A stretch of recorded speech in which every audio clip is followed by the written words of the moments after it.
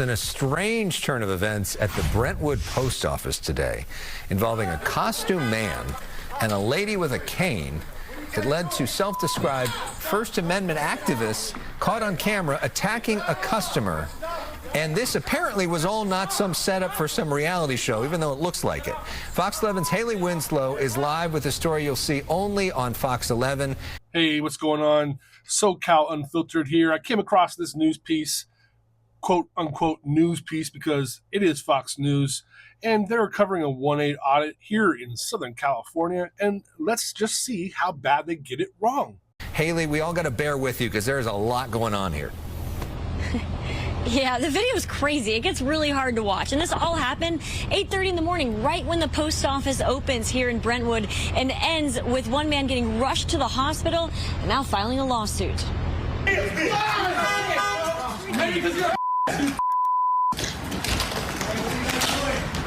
Here we see Fox News doing Fox News things, which is completely misrepresenting the news. They have completely lied to their audience in this story by cutting off the initial assault and making the 1-8 auditors look bad for merely defending themselves. I'll prove that to you here in a minute. It was so surreal and so out of the ordinary and shocking to see. Violence at the Brentwood post office as a camera crew puts a customer in a chokehold and stomps on the man's head. All I could think of, that anybody would think of, is George Floyd, the guy who was having trouble breathing. Josh Paris captures it all on his phone. It was 8:30 a.m. Paris checks his P.O. box and sees a costumed character on his way out. All right, what are you out here for at the post office? Freedom of expression. No shade to Tuapri, who I personally think is funny as hell, but I'm not really on board with costumed auditors because I believe it detracts from the movement. And this guy, he says he's there for freedom of expression, which may be true. He's expressing himself in some silly costume, but the real reason he's there is for the freedom of the press. And if you can't tell us that, then maybe you shouldn't be doing interviews. Freedom of expression. First Amendment rights. Constitution. He and his friends are self-proclaimed First Amendment auditors, part of an online group called Impact Media that stand for freedom of speech and peaceful assembly. Oh, did you see that? Man, that's what I'm talking about. Fox News be burying the lead. Did you see that? The 85, 90-year-old grandma, whatever she is, she's the first one to hit that guy with her cane. She committed assault, or at least battery. And then the other guy, who was probably an innocent bystander just trying to help out an old lady, he committed battery too. And he actually went for the camera. So, you know, possibly a theft charge as well. But that's not how Fox News sees it. Here, let me show you again, but this time in slow motion. Oh, did you see that? There you go. That was the very first hit of the altercation. There was words before that, but the strike from that old woman's cane was the very first battery that happened that day.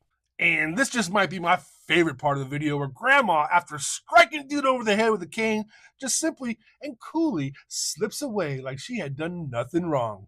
The actual second assault is really hard to see because the killer grandma is blocking the view, but there's another customer that comes out in her defense maybe, and what he does is he goes after one of the cameramen and actually goes for his camera as well. Of course, that cameraman has a right to protect himself and his property, but that's not the way Fox News portrays it. So this was anything but. What do you call yourself? What the hell? Shadow Bugman? No, Shockwave. Fitting, because 15 minutes later, he and his troops definitely send shockwaves through the post office. It starts with this elderly woman hitting the First Amendment defenders with her cane. Here's another angle of the incident where you can clearly see that the man in the green shirt is the aggressor who attacks the cameraman. But that's not the way Fox News is going to report this, right? Paris says a bystander named Robert tries to help the woman, and the violence quickly escalates. Thrown to the ground, strangled around his neck with somebody's arm, and a foot stomped on his head. Paris says he and a few others call 911, and one of the attackers runs away. But when LAPD arrives, that First Amendment defender returns, camera rolling. Officers quickly put he and two of his buddies in handcuffs while paramedics rushed Robert to the ER. Where he was having trouble moving his neck, and he was hyperventilating. Then as the few minutes went by, his breathing got more labored, and I could see he probably needed medical attention, which he finally got. Bullshit. That's what I'm saying. Bullshit. Because George Floyd was an innocent man who had his life taken from him prematurely by armed thugs who sat on his neck or kneed on his neck for 10 minutes or something like that. While this man is not innocent, he attacked the innocent journalist. He was the aggressor. And no one kneeled on his neck for 10 minutes. Did they step on his head?